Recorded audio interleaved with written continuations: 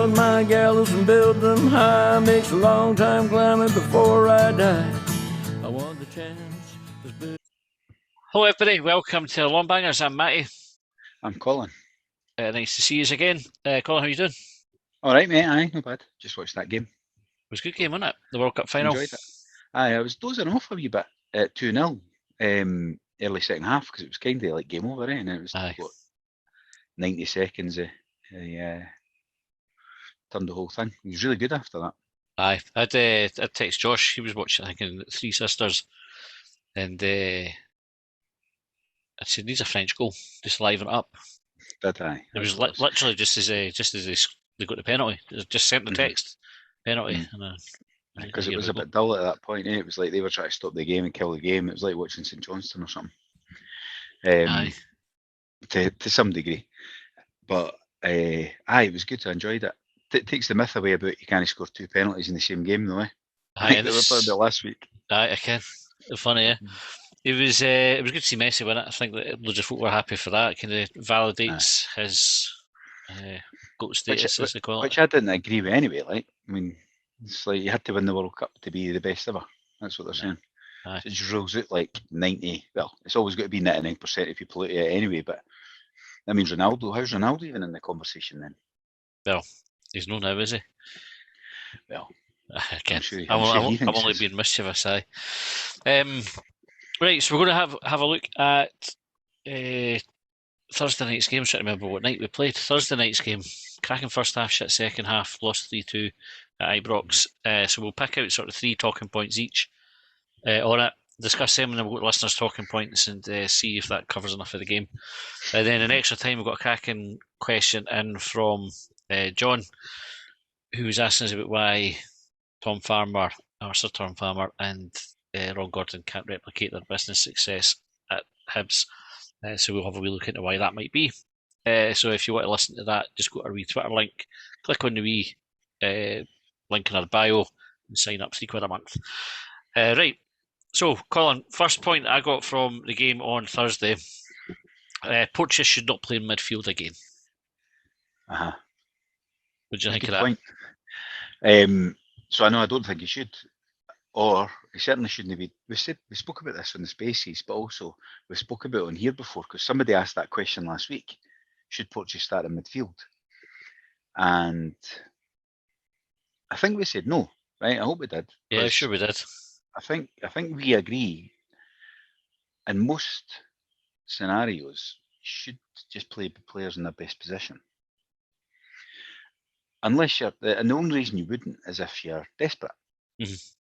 I would say, and there when we say out of position, we're not talking about Lewis Stevenson playing out of position, who you could have played there if we need to play somebody out of position. You could have played him in defensive midfield. We're playing somebody who's never, to my knowledge, played there unless it was in boys football or something. Because as a man, I don't even recall him playing there when he was playing in the whatever the reserve team was called when he was coming through it, or at Edinburgh City when he went on loan. I don't think he played. I think this is his first game in a man's game of football, first team level or reserve. Mm-hmm. Is at midfield. So we go to Ibrox and where he's under more pressure anyway because he's no signed a contract, and 2 because it's at Ibrox, and we fucking play him out of position. It just seems a mental decision, but I would apply it to playing anybody out of position. Aye. I thought, obviously, he gets the goal, and when he scores the goal, I think sometimes when a player scores, it masks the other stuff around it because you go, well, it fucking worked because he's in position. Exactly, right. But I thought he just looked like he wasn't composed on the ball when he got it. It's like he was fucking kicking it the way he was facing at times. And I just like he looked like he wasn't really sure about what he was doing. And that just has a knock-on effect on the rest of the team. And then we just sat really, really deep because I think a natural defensive midfielder takes the midfield a bit higher up the park and defends there, rather than right on the toes of the centre halves, which is where Porteous ended up alongside he's you. Naturally dropping his own. Aye. If you're not fully aware, 1 or 2 switched on, you're not thinking. You're naturally just going where you always go. Aye. And it maybe needed stronger presence for Joe Newell push them forward because Newell ended up back or there the as centre well. halves. Aye, that's it. Somebody just saying, "Well, fuck off up 5 yards forward or 10 yards further forward and defend there." And it meant we weren't getting a foot on the ball or a tackle in to Rangers midfield until they were in our box pretty much, almost relentlessly. Yeah. When they were in the box, we were making a block or trying to get a tackle in there. And it's dangerous doing that against Rangers because you can't how easily they'll get penalties and stuff. The other thing I thought was bonkers about it was we know Porteous is going. So where's the value in doing it? Like, I know. What were we developing him for? Like, Aye. I was selling him somebody that went, we fancy him in centre defence midfield. Could you maybe play him there for the rest of the season? It will be an extra have a wee look. $250,000. Aye, it's fucking crazy. It really is. And it's not like we've not got anybody else that could have done it. Aye. That's the thing. As I say, that's where the desperate thing comes in. It's that you've got Kenna sitting on the bench, didn't get a minute, right? Which Johnson's done a few times now this season already in 17, 18 games that we've played in the league. He's already had him in and out of the team, bouncing in and out all the time. As soon as we get beat, like, or a certain type of loss, Kenna seems to be the one that loses out.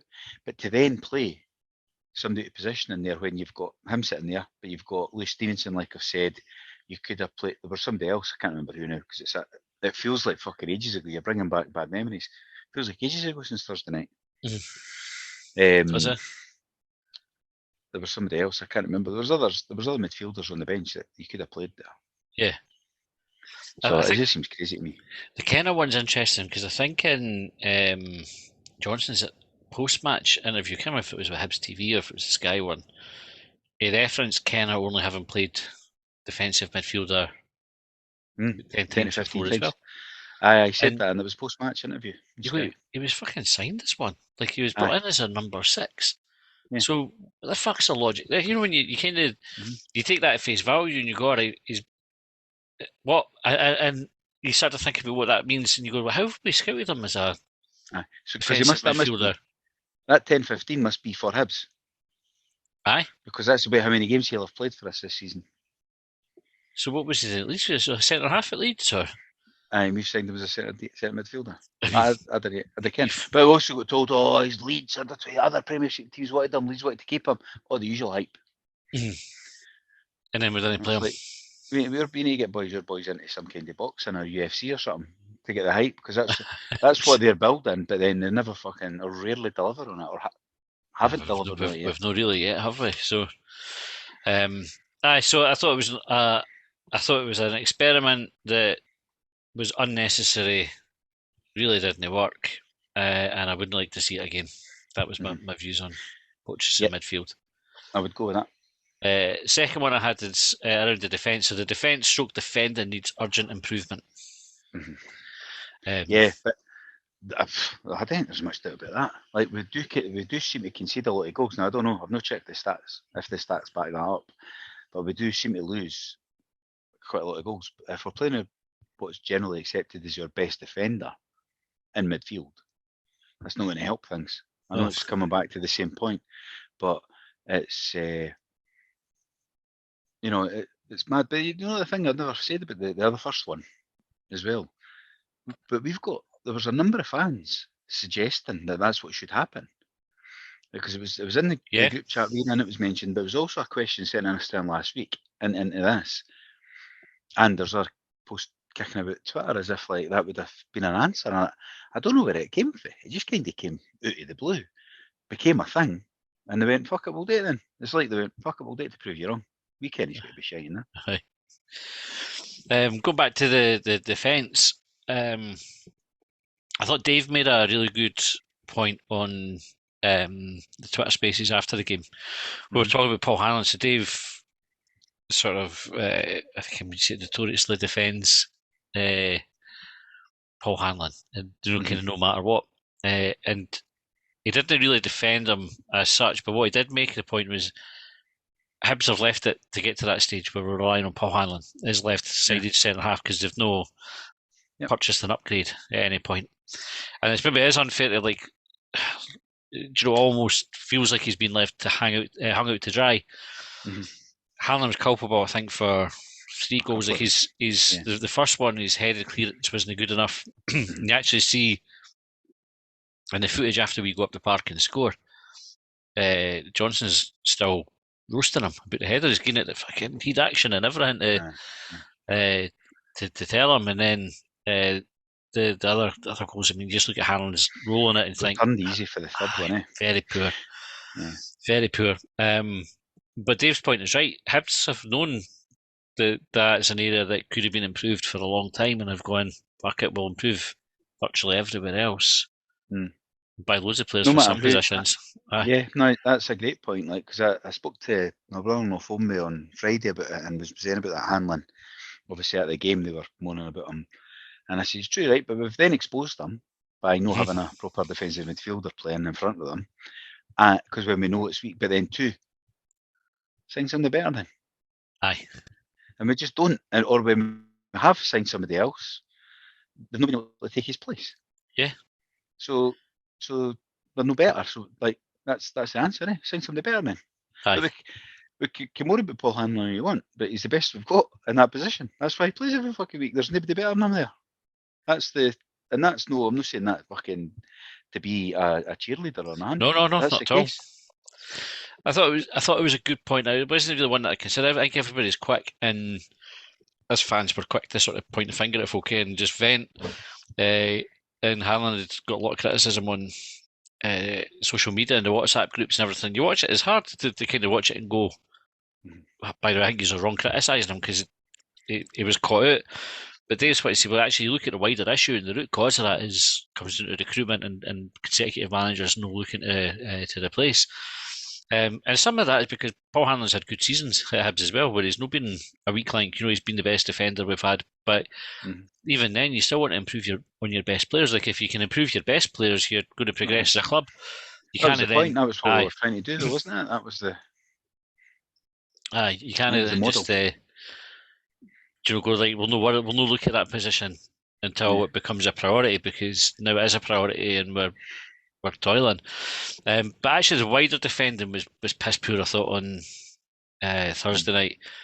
And considering this was something that Johnson had called out as being something that he's worked on with him during the break, and he seemed to be quite positive about some of the defending. We've conceded 3 goals. All 3 goals were avoidable. They've not been like brilliant goals for Rangers. And then you look at the midfield, so defending as a team, we go back to what we were saying about Newell and Porto sitting on the toes of the centre halves. Second half, we didn't lay a glove on Rangers really until the last few minutes, where we started kind of chucking the ball up and try to make something happen at their end. But Rangers had all the time they wanted on the ball. Nobody was putting a challenge in. There was, it was just pathetic, and they were getting. I don't know whether we just thought, well, if we get everybody in the box, excuse me, and try to defend inside the box so that they can't pass the ball out inside the 18-yarder. But how are you getting it? There's no out ball. There's nothing there, and whether you look at it as a problem with the system, a problem with the formation, or a problem with the players, it all points to the same thing. Trouble is, you look at why we got beaten. It's fucking easy to say because the defending was hopeless. It was. It wasn't good. It wasn't a good game. I was negative. I was feeling negative the other night on Spaces straight after it. I didn't, but my expectations were low. So I'm on about the hype and that, but my expectations were low, and then they probably got increased because of the goals. But actually, when you calm down about it and you look back on it, you think, oh, you know what? 3-2 Ibrox isn't on paper normally that bad a result. It's a bit of face saver, like we were talking last week, lose and all that. Now he's went in there. How do you go about it? Well, we never got a doing, although as I think we probably did, and the goals hid that fact a wee bit, right? But on paper we never got a doing, but we also looked like we had a try because we were leading at half time. So he's actually, from the manager's point of view, assuming taking the loss on the chin, he's come out of it actually not too bad, because we lost, but we had a goal narrowly.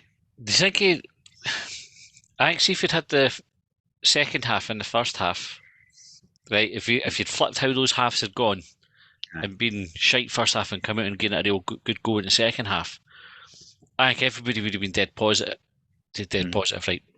Relatively positive on the back of it.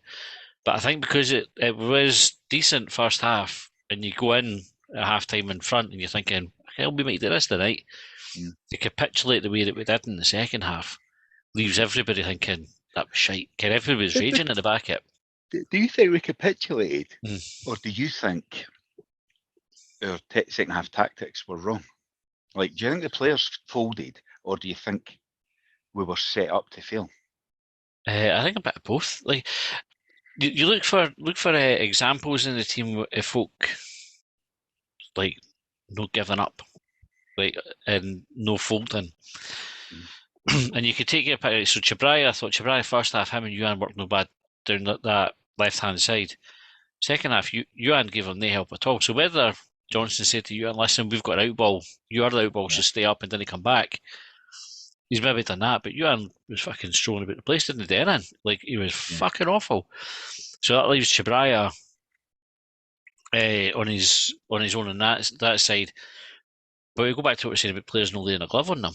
Like, surely the manager's no sending them out and saying, "Going to no tackle, going to no track the runner," or when you try to beat a man, what to do is just knock it by them, let them give you a wee bit of muscle, and just give up. Because we did that fucking relentlessly as well. Like, the amount of times we would try to take a player on, and all they needed to do was step in front, and they won the ball back. We did feel off it a bit. I was more thinking that it didn't feel like we were pressing or anything like that. Now I don't know if we were. Like, somebody that knows more about football can maybe say, but it didn't feel. It felt like they were told to sit off them. Yeah. And like soak up the pressure, if you like, whatever the phrase they use nowadays is. And obviously it didn't work because their defence generally isn't that good. Yeah. But it felt like we were going, right, nah, didn't use too much energy pressing and running about in that. Let's just no let anything in. Don't know. It was just interesting because it was just pretty poor. I mean, the midfield were non-existent as well. That we've criticised. It was good to see Nisbet back on the positive. Took his goal really well. But other than that, I can't think of many positives out of the game. Well, that takes us on to like my third point, which was the midfield goes missing when it matters. And I think that's just Thursday night's game. That seems to be like a trait that's developed over the season. In fact, not just this season. You could probably point to many games last season as well when we were crap. But when we need a sleeves rolled up performance, I didn't think we see it for that midfield. Almost regardless of who's in it now. Well, it is regardless, because we tried to fucking the golden boy in there, didn't we? And it didn't happen. So, but it's mental. He obviously doesn't rate the midfield though, because he always plays the same. Johnny always plays, right? Yep. But other than that, look at Thursday night. I mean, at one point we dropped Nisbet in the midfield. We pushed Porteous forward into midfield while we have midfielders no playing, and we've got quite a lot of midfielders from memory. Yeah. So you're like, fuck hell, he's just playing strikers and defenders in there now. So he obviously doesn't rate them either, other than Joe Newell, who plays every week, every minute. Aye, but I thought Newell went missing. And he did. Newell on his game is cracking. Far too many games for my liking where he just disappears. And Thursday night was one of them. I've not said it for ages on here. When I first started coming on here, when I first started doing the quick bangs and that during lockdown, I think I said Joe Newell's a good player, but he's not good often enough. And that's the problem. Like, when he is good, he's good. Aye. It's not every week. It's not even every fortnight. Nah. And it's almost that. We used to say about somebody else, maybe David Witherspoon or somebody. They would play, and they would play well, and you go, fucking good player. See, he's got in him. And then he'd have 3-4 games again where you'd go, maybe get him out the team, and then in the fourth or the fifth game is where he would chuck another performance. You go, nah, he's still got. Aye. And that's what kind of kept him in the team, and that's what's kept. It must be Kim Jong-il in the team. It must be. Other than that, maybe he's a good communicator or something on the pitch. Maybe he sees him as one of his leaders, his leadership group or something. I don't know. I can't think of how he's not getting even subbed sometimes. Well, he does. I mean, that came on when Junior plays. He plays the 90 minutes. He doesn't come off, and it's no when he's fit. There aren't many games that Junior doesn't start. So he doesn't even come back for injury or suspension and go on the bench. No, he goes straight back in the team. Aye. And you've got players like that. like there's getting your experienced, established first team players. That happens with generally. Strikers sometimes start on the bench because they can, but boys in midfield and defence generally are straight back in the side. You know, but I'm not sure he's done enough to justify that status. Yeah. But I do like him when he's on his game. It's just not often enough. Aye, I'd agree with that. And I think that where we are now is we can't really afford that.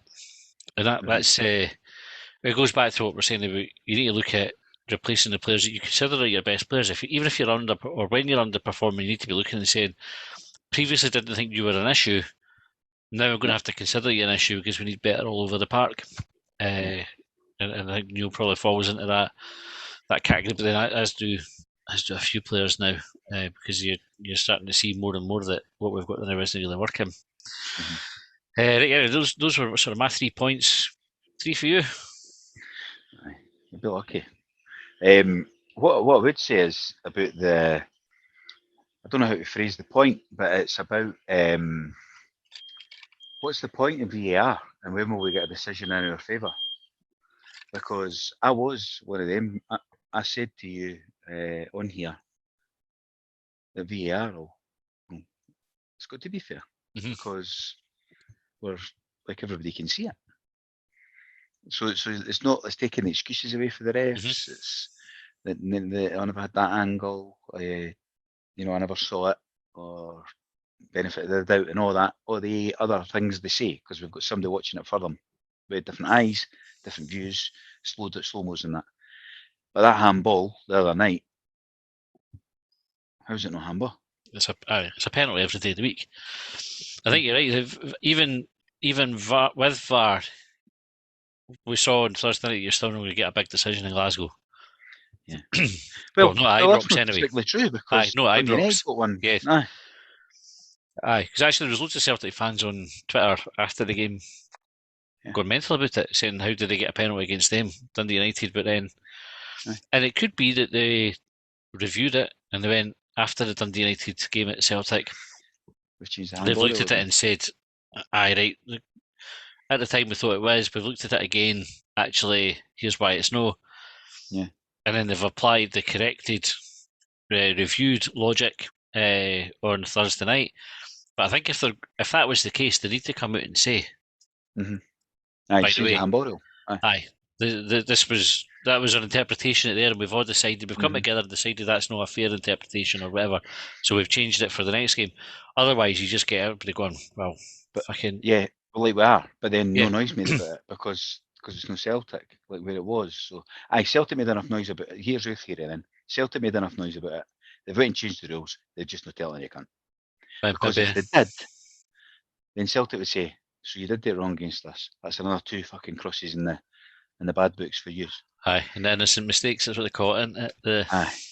So, but I mean, it always seems to be us that's on the, like, I think we have had a VAR call. We got one. We got a handball, didn't we? Cadden or somebody won a penalty. Yes, and Mirren.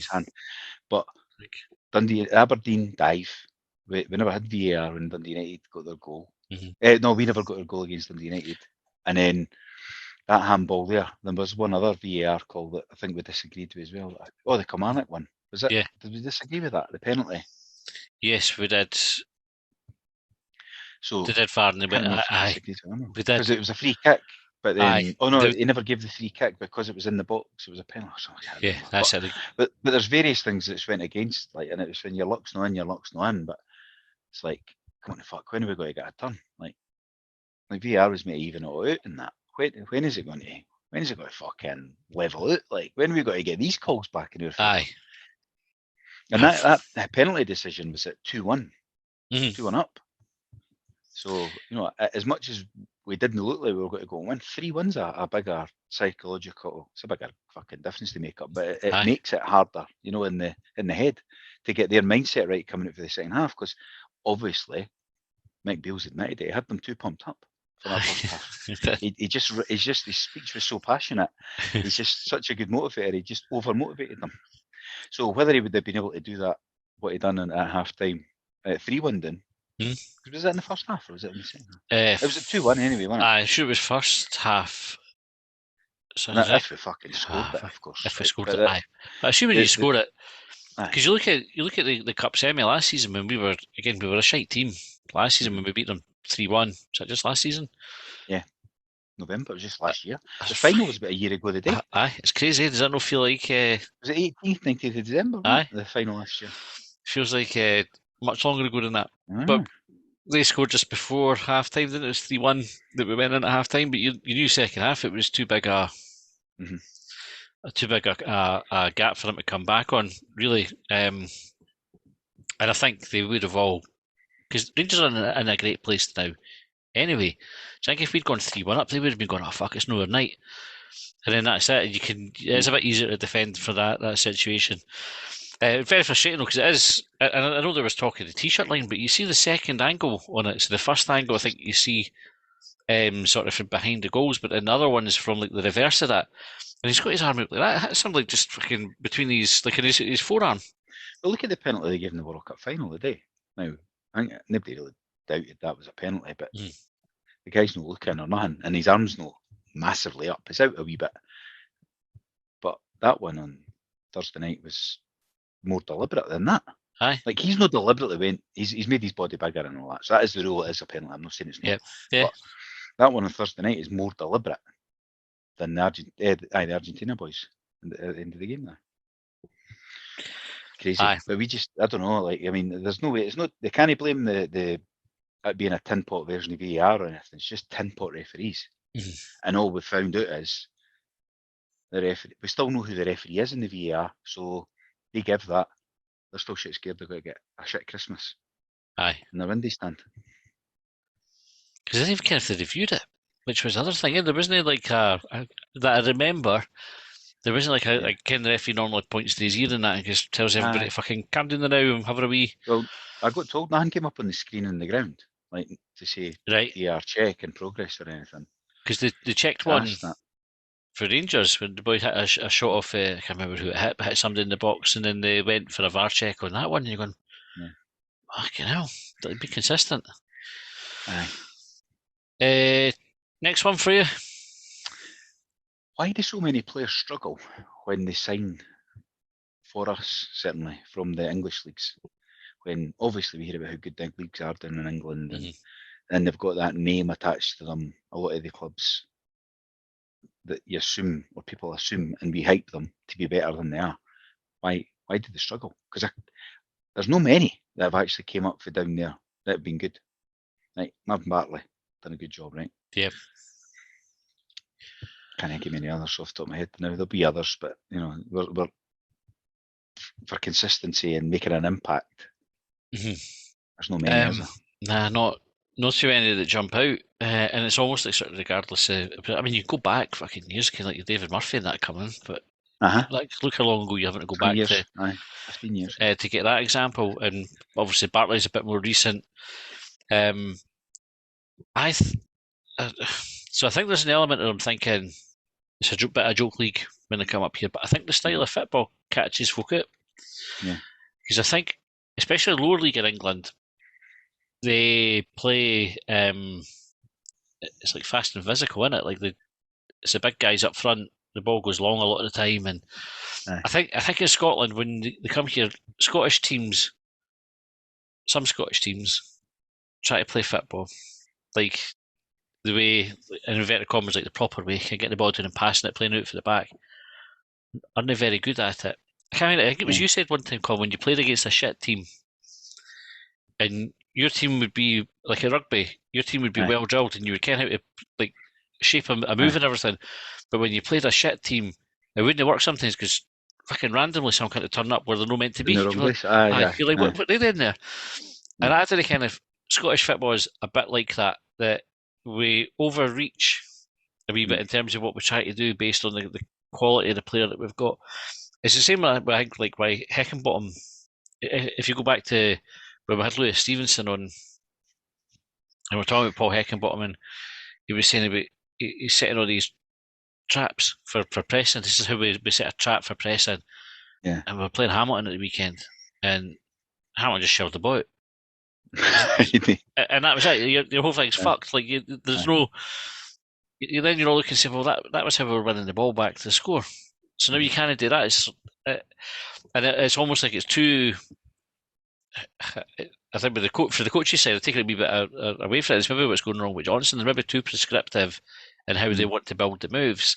Having been come to England like Heckenbottom, I guess. Aye, where you're used to having like the players who sort of have come through the system doing all that and learning, and that's how they play. But with a higher caliber of player beside them, I know that I'm saying players doing in League Two in England are fucking brilliant or anything like that. I'm not saying that at all. Right? But I think League Two, League One in England, and maybe to the Championship to a lesser extent, I think they just accept that they are what they are and just play off the second ball, play the long ball, play the fast and physical game.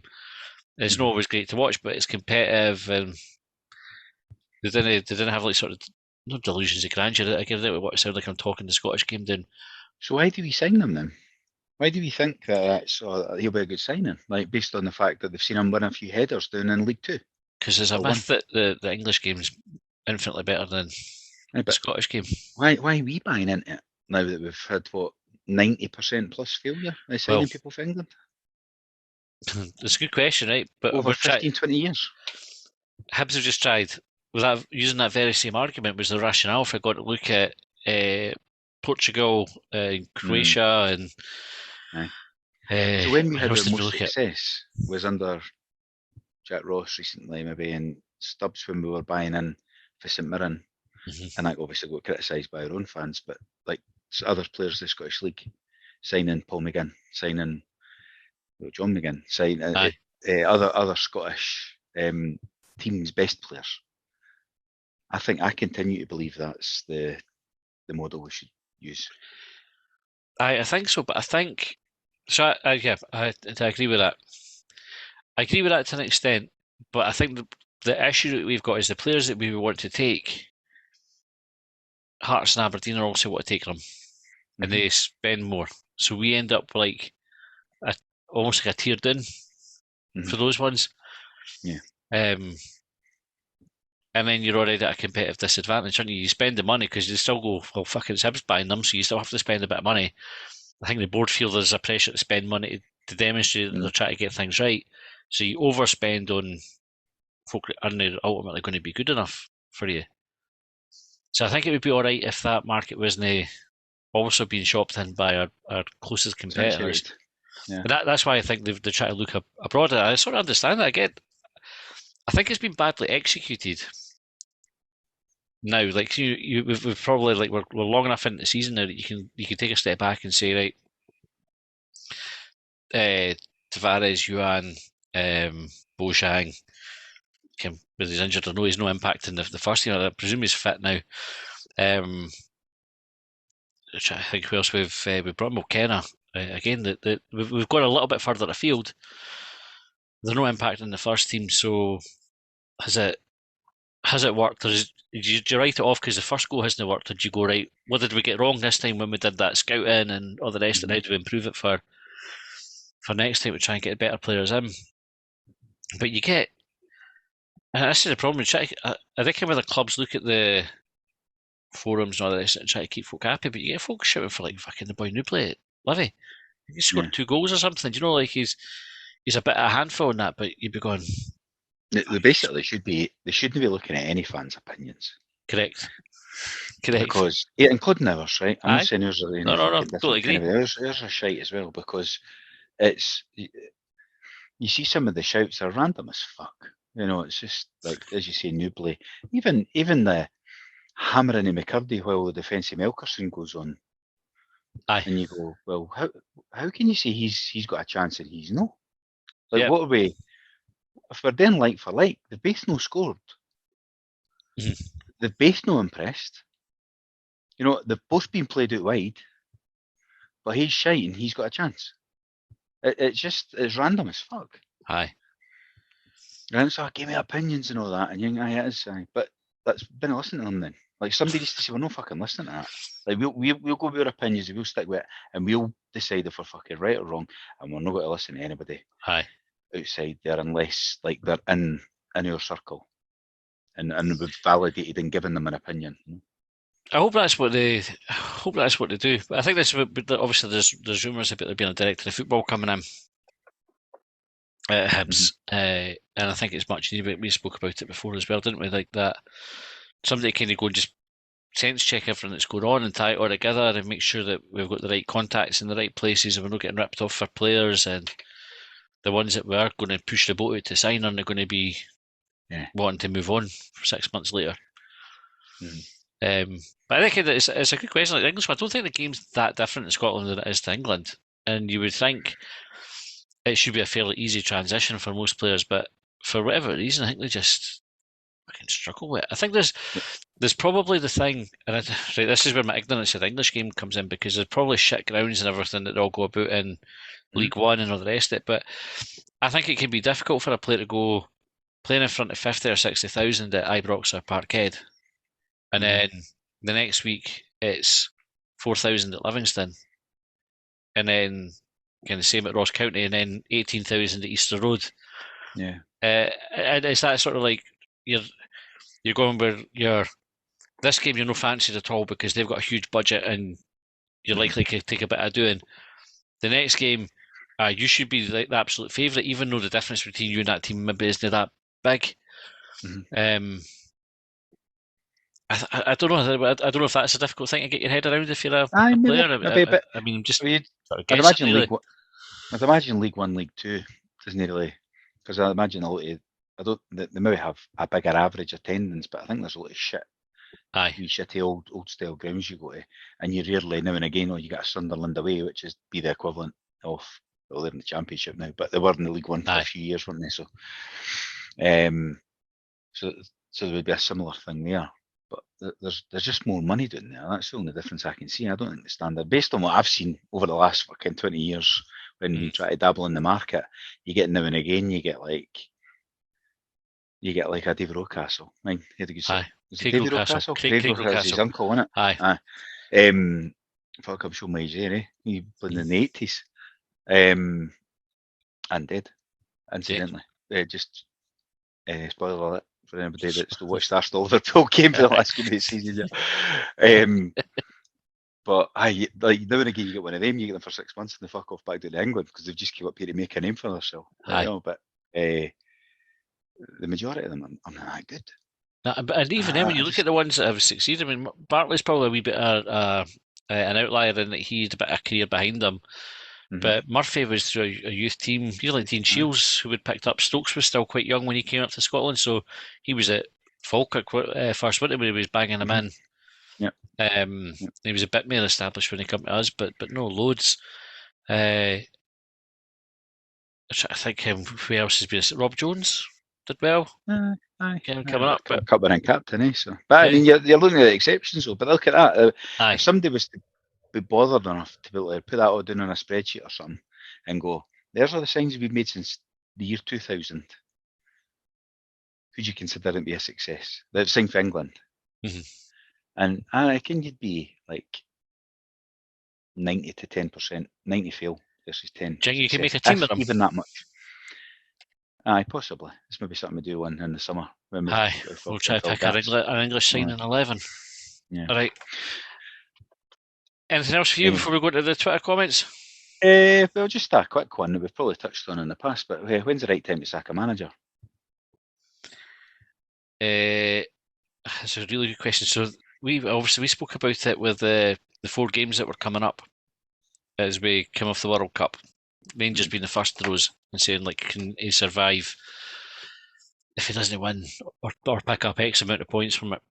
And then somebody on Hibs.net said he'd been told that he'd been targeted to go through the games undefeated, I think, to be safe. And see if you're at that stage. So you've done already then? Aye. That's either a bollocks, right? Or well, I don't doubt the person was told that. I think the original idea was, but I just can't see who's going to go in and say who's got next Rangers Celtic. Undefeated or you're out, right? No fucking about here. I just don't think that's realistic at all, right? Anyway, but I think you're at a point. So Johnson's at that sort of critical point now where he's really won unexpected defeat away for Mhm. Crisis. Like, so Livy at the weekend, it's huge for him. If he loses that, which will be our ninth win and ninth defeat in 10 games, I think, or eighth defeat in 9 games, whatever it is, folk are going to go fucking mental. Yeah. About it. And then he's like, well, what if he wins the next one? But he's only ever going to be now, through to the end of the season, one defeat away from everybody going fucking tonto and demanding that he's sacked. Because we're almost there with him now. Anyway. And I think when you're at that stage, which is where it got to with Maloney, where it got to with Jack Ross as well, really, Mhm. it becomes hard for the I board think to ignore it. I'm usually one of the last to call for it, if you like. If I ever call for it, it's usually done before I start calling for it. But I'm a lot further down the line now, this one, like. Are you? And I don't know why. I think it's the bullshit he talks. Or apparently talks. When you hear him getting interviewed, you think, really? You know, I think that's where I think that's what's creating me more issues with it. As much as I think when Jack Ross was there, he seemed to be a bit more calm. He seemed to know what was going wrong and just couldn't turn it round or whatever. I think here it just feels a bit more erratic, and it's just like a look over there sort of style. Somebody else has created that. You know, it's I don't know, but I'm not saying sack him yet. Like I'm not saying that after a defeat at Ibrox when I wasn't saying it last week. I'm just saying that I can feel that I'm a lot closer to it than I was with Jack Ross, Aye. for example. What about the argument then, Cole, about you can't just keep sacking the manager? Like, eventually you're going to have to just give somebody a bit of fucking time to ride out the rough patch. Well, I said that at the start. I did say that at the start when we put him in place because I didn't expect Maloney to get sacked as early as he did. I thought right, we need to actually back the manager here and do it, and you can't deny. Can you? I don't know. He might because I think that he's that type, but I don't think you can deny he's been backed. Right? He No. signed fucking 15 players or more than 10 last window. Right? I can't remember, 11, 12, whatever it was. So there's going to buy a team then.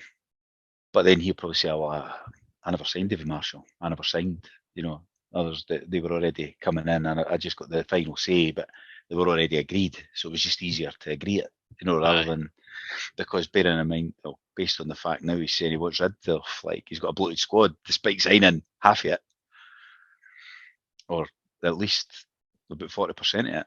Aye. You know, you think, and that's where I'm going with. He's just like I can't quite grasp the direction he's taking us. Aye. It's like you're either responsible for it or you're misdirection. not. Aye, it's like misdirection. It feels like to me. Whereas I think like it just felt, and this has got to sound like harsh, but it just felt like people like Jack Ross. It was a bit more honest. Whereas I think with Lee Johnson, it's like you know doing the Derren Brown thing. Like you didn't see the guy in the background coming on, fucking moving something on the stage because he's telling you sitting a bit over here. Aye. You know what I mean? It just feels a wee bit more like. I don't know. It's just like mirrors. Aye, a wee bit, you know, and that's where I'm struggling with a wee bit. Just like coming out and hammering the players when he has, and then chucking like, as I say, like we've spent enough time on it, but putting Porteous in midfield on Thursday night, almost to say, aye, I fucking saw you saying that on Twitter. Doesn't fucking work, does it? You know what I mean? It's like otherwise I can't see a man that should be under as much pressure. On the other hand, I do like you said the other day, I think it was to Luke Shanley, he says, we've not lost 4 games yet. Aye. And it's quite refreshing. Like the sort of apparent honesty of that.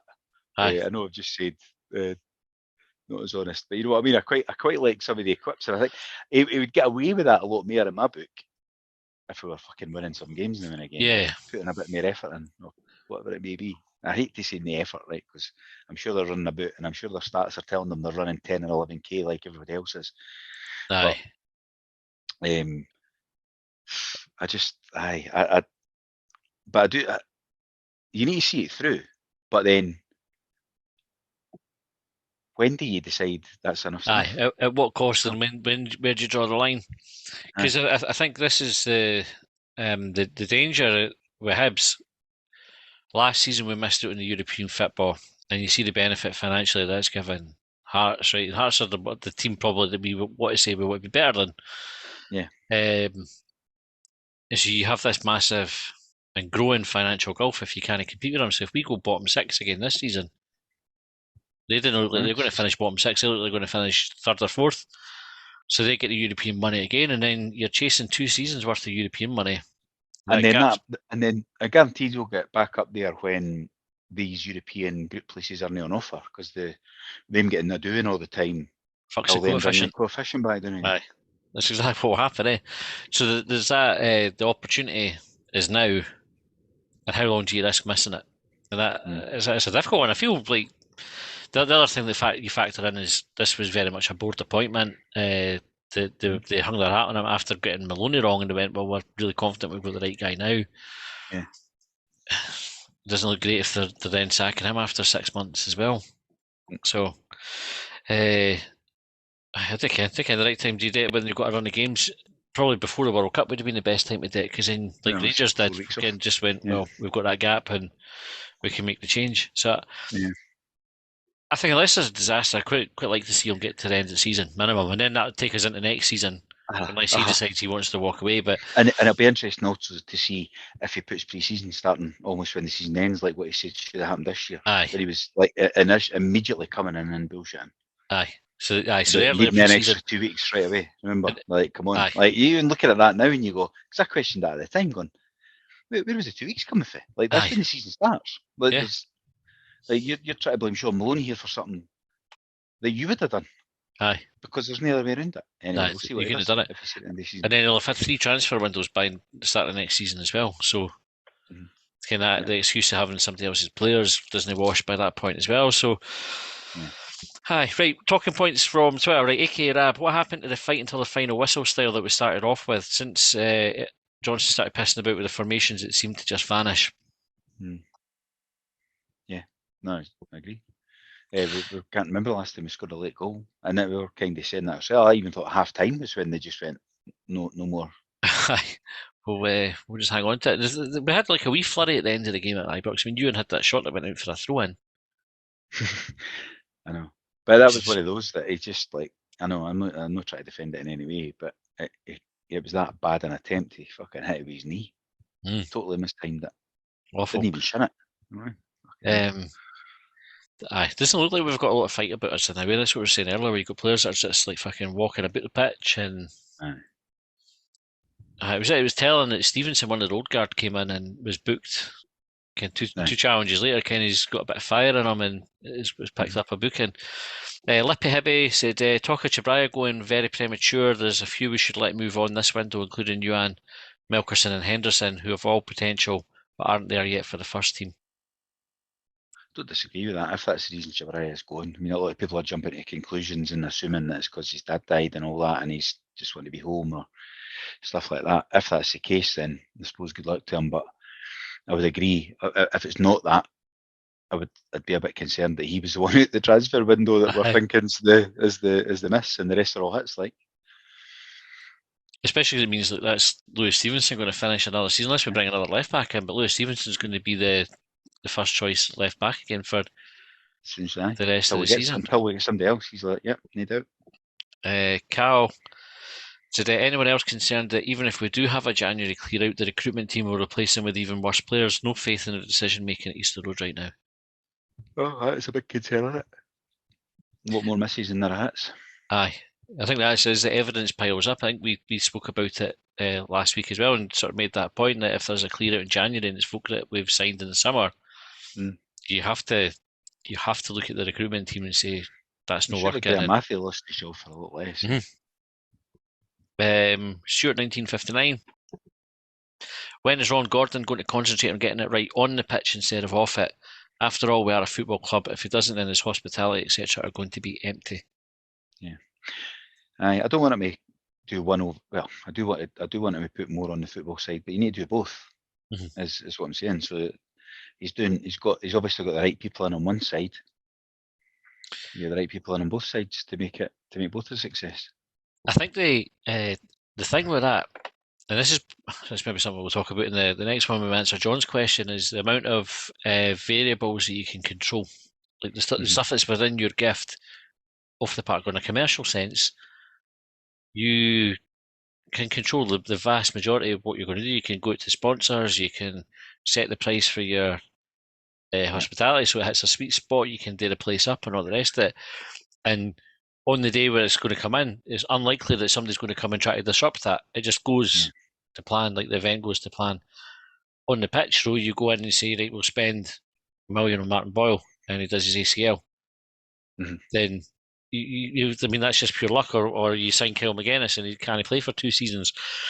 Or Josh Vela comes up. There's a good example of an English player that didn't work out. That immediately doesn't settle and is back down the road again in 6 months. So the stuff that's outside of your control, that you have no influence on at all as an owner, other than providing the fucking money, really, and saying that here's the parameters to work with, and here's the money to go and do it, and you hope you hire the right people to go and deliver it. But there's that many folk that's trying to disrupt you on the field that I think it's not as easy as doing the off the field stuff. So I think that's probably where. You've got to help yourself first as well, to then try and have more control. But it feels like we've not really, but I totally get what you're saying. Aye. I don't know if we're actually doing the basic part. Like, we've been doing it for a while, and I don't want to get back on the diet. I don't know. I've not got a problem with the boy working there, and if he's not head of scouting, like, then did he call him that? You know what I mean? If he's not head of whatever his fucking job title is, put on, then take off, and then tell us he was, and then called it a committee, and that all feels like misdirection and bullshit and all, So, but they need to tidy that side up, get a model in place that actually starts to work, and then we can still moan about the odd shite signing. But actually, at the moment, we're moaning that nobody comes in and really makes an impression, apart from probably Chabraya when he made an impression to start off with. The one that goes first. Hibs class says Ronan in. Is that Connor Ronan? Is that the boy's name? I've heard him. Don't know what it is. Don't know what the boy from Wolves. Decent player, that. He's in last year. Think so. I'd be quite happy for him to come in. Positions he playing? Midfield, I think. Need some of them. Aye. SDG at Hype Pessimist said the longest period of radio silence yet from Ron Gordon and Ben Kay is the quietest chief exec we've ever had. Lack of visible leadership from top down at the club, and we feel a bit rudderless just now. With Ron in particular, I wonder if he's having second thoughts. I don't think he's having second thoughts. I just think it possibly is a long time since we've heard him, but he did do an interview with Graham Spears a month ago. A couple of months ago, I have that. But obviously that's behind a paywall, so maybe not so many people have heard it. Maybe Ron didn't know that was going behind a paywall when he said he would do it, because I've heard it, I've listened to it. And so it's not, he does do it. He does do them frequently, these interviews, so I'm not going to criticise him for that. Aye. It's more what's happening on it. Ben Kensel, I think, communicates in other manners, doesn't he? I think if you can get yourself maybe a membership to the Albion Bar, you might be all right. You might hear from him on a regular basis, by all accounts. But I think it would be, I think how frequently you would want these things, because again, I always think it's like a lose-lose for the club. Like, they come out and they do these things, the foot's talking shite. I just like, it doesn't matter what they say, it gets fucking dismissed anyway, doesn't it? Sicky in them. You're talking the talk, but when you got to walk the walk, that's what would happen there. And what we don't help ourselves with the comment SDG's made at the end, saying is he maybe having second thoughts, because that'll just run arms. That'll grow arms and legs if that keeps getting repeated. And based on what? They're not doing an interview with us or with the other podcasts like he has a couple of times this year, because he's only done that twice instead of 3 times. So I think he's got second thoughts on that, because he certainly didn't come across that way when he spoke to Spears in November or end of October or something. I think he's been consistent with what he said every time he's spoken about it as well. Do you know, like they need to be in there for the long haul, and I think he wanted to. I think he's got any appetite to sell it at a loss anyway, which is the. We see it make money, you say there. Aye, so. Right, Vince Robinson said this is a performance industry and the football department isn't performing. Colin can rerun his previous 2 reviews and I'll check off the comments on the bingo card. Top to bottom reform required. My comments? Aye. What did I say? I can't remember what I said. Say the same thing again. Aye. Well, we'll be looking at a review soon as we get to the sort of the end of the year, do our end of year, mid-year stuff we were talking about before we started recording. Yeah. So keep your bingo card for that, Vince. Brunswick Bill Talking about Porteous, he's a big boy. If he's not happy with the training, then he could do double sessions with the coaching staff, push himself harder and hone his skills. You don't get better hanging out with your pals. This was on the back of Porteous' comment about training being harder at Scotland and feeling it has to move on to progress. I'm not taking offence at that, like, as much as I get annoyed with it, not thinking Porteous has progressed recently. I don't disagree really with what he said, that because my assumption would be that if you're at a training session with Kieran Tierney, Andy Robertson, John McGinn, the standard will be higher than it is when you're doing East Mains. It's just going to be. And I don't think doing an extra afternoon session is going to make that training the next day be at that level either. It's just going to make him a wee bit fitter. So he can go a wee bit fitter and all that. But I think, what is it they say? It's that you can only, the team's only as good as its weakest link. So the training you would expect, I mean, any level you've ever played at, or I've ever played at, the sport I played and all that as well. If you're doing a drill and there's somebody in that that's not at the level everybody else needs to drop to that level to make the drill work. Aye.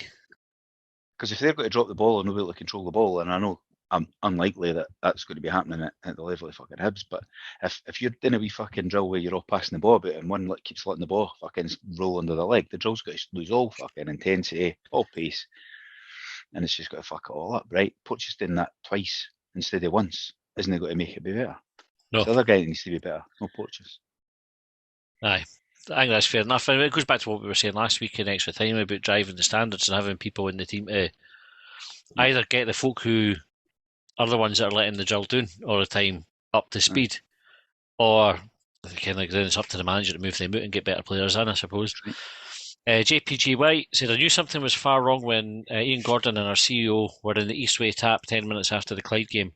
The fact that they were there and the way they were dressed, brackets, jobby catchers, said they had no idea about running a professional club. It's probably my favourite tweet. But see, the thing is, see when Neil Lennon and Alan Stubbs sent the players or the managers out to the boozers after the game to mingle with the fans, everything was brilliant. Oh, of course they did, aye. Paul Mackay said, I don't think it's about if he knows the Scottish game. Oh, hold on, this is in a chain of tweets, so let me go back to that one. Paul Mackay says, hey, do you feel that even contemplating banning Lee Johnson, I know results are poor, it's just going to exaggerate the problem we have?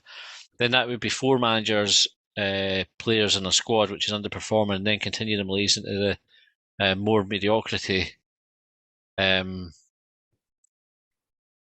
Part 1, and then Gary Duffy replies, says, I think Ron Gordon needs to employ a right-hand man who knows the Scottish game, not a son who doesn't understand our game, proves to fans he cares about the club and not treat it as a hobby, sadly going backwards, not forwards. And Paul replied to that, I don't think it's about if he knows the Scottish game, it's more someone who knows football, and if Lee Johnson has a final say, he should know what kind of player he needs. So if we sack Lee Johnson, you have got then the new manager coming in signing players, and it would be 4 different managers, players in the squad. Is that a problem? I think, I mean, the constant, I was going to say the constant turnover of players, but we're even talking about that now. We're having a manager in place for 2 windows in a row. We're looking at constant turnover again. Because that's the thing, when we go on these bad runs and we sack a manager, and it's like, and the players, we need to get rid of them all again. And then all of that churn doesn't help. But as I say, we're keeping them. He's wanting rid of half fucking what he got again anyway in January. So I don't know if it does. I kind of get you need to keep somebody for a period to back them to say we're willing to give you a chance here. You need to prove that you're the man for the job. But how long do you wait? Aye. And that's where my problem is. I don't know. I get what he's saying. I just don't know. Yeah. The other thing with that is I always think like managers learn through adversity. Like you get a better manager in the back after a run of defeats where they've learned and learn how to kind of work their way out of it. That experience will stand them in good stead for next time. He's a 500 game manager though. Aye, this is a good point, Cole. Aye, it's not like he's Sean Maloney that's coming in wet behind ears. Yeah. No. Nah, fair play. Right, Nico Kerr said, why the complete silence from Ron Gordon and the rest of the board on the current form? We're only here I will only hear from them when they want us to buy something. I think we can spoke about that with the other point that we just touched on. What does he want them to do? I think just wanting to come out and say, listen, this is what we're doing behind the scenes to try and make things better. We're going to strengthen the squad in January. I think what else they could say. I mean, they're not going to come out and say Kurt needs to get it fucking sorted on the pitch or he's out in his ear. But actually, Ron Gordon said that. No, in those words, but on Graham Spears' thing, he says, well, Lee knows it's a performance industry and he's got to perform. He knows we've got a minimum of where we need to be. So he's aware of that. I think a lot of people might not have heard that. Yeah, that's true. But it was in the paper though. It was well reported. I can't mind if that particular bit was, but they picked up on the bit about him looking to sell the club. Kind of like, I'll sell if I can turn a profit or whatever. Then Jeff Ashton says, what happened second half? In my opinion, we sat far too deep. The left side was problematic with Yuan and Chabraya partnership not working and nothing stuck up front. No leadership either. That's come up a couple of times, And it was also Johnson that started that. That's what I mean about some of the shit he sees to the papers and that. So he's just got to get thrown back at a muck like that. Just coming out, it's like he doesn't really understand the Scottish press. No leadership. Do you think McGeady coming back into the team's going to make a difference? Do you see him as a bit of a leader? He's got that sort of reputation, isn't he? Well, he's got an experienced player. He appears to talk a lot. But people have written him off after he's 15 minutes in the first team. I thought he looked quite sharp when he came on Marshall Thursday. There. Marshall's a captain. Hanlon's a previous captain. Everybody says Porto's a future captain. Newell's an experienced player. We've plenty of fucking experience in leaders. They're just maybe not fucking very good at it. I don't know. Aye. Well, I don't know what they mean by it though. Yeah. Okay, first to wear the green. Just replying to Guinness 2282, so give him first. Guinness 2282 says, personally would like Lee to get the full season, but the window's open in just over a week. If the board are contemplating binning, does a bad result after Livy rather than the cup make more sense? Is the next match then a win or bust for Lee? And first to wear the green says, have to agree, you can't keep sacking managers, but we need to see a plan, some kind of system, and most of all improvement, which honestly I can't see any of the above. So we sort of spoke about it with the Livy game being make or break. Do you think it boils down to that call? I don't think he'll get sacked after the Livingston game, even if they lose. I think he'll really struggle to come back for that if he loses. He'll not get sacked then, but he'll be going into the Celtic game. That's another home game, isn't it? On the Wednesday night. Mm-hmm. And there'll be a lot of pressure on that one for a game that will be expected to lose. The bookies will have that as 20-odd to 1, I'd imagine. And then even if we were to go to Motherwell, or Hearts, then Motherwell, and win at Motherwell, get a tight draw at Tynecastle, he's still going to be feeling the heat. And it'll all be on the cup game, and then he'll win the cup game, and then it'll be on the fucking Kilmarnock game or whoever it is after that. It's going to just totally dog him. It's already getting to that stage. But if he loses to Livingston, that's what happened. But I don't think he'll get sacked, because I think the board would see it as losing face. And the board don't want to lose face.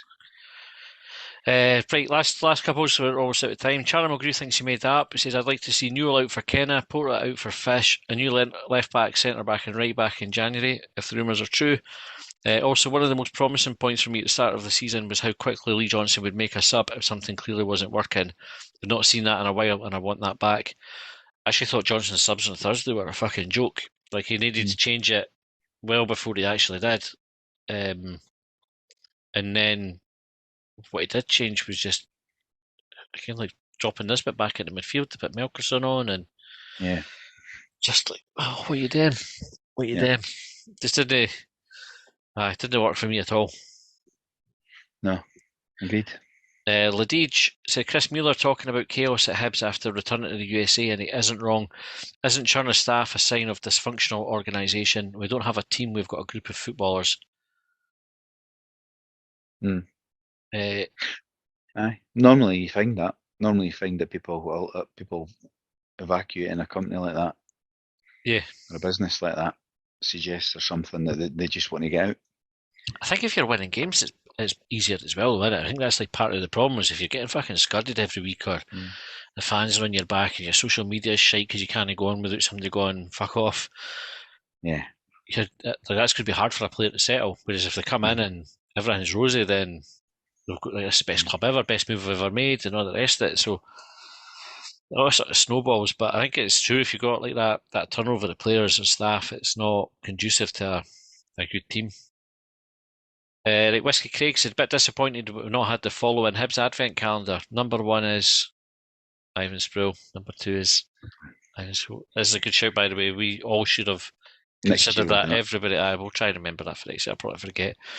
Cami FTK says, why, when causing problems, do we change it and go defensive? And why do we still play Paul Hanlon? I've answered the latter part because who else are we playing? Yep.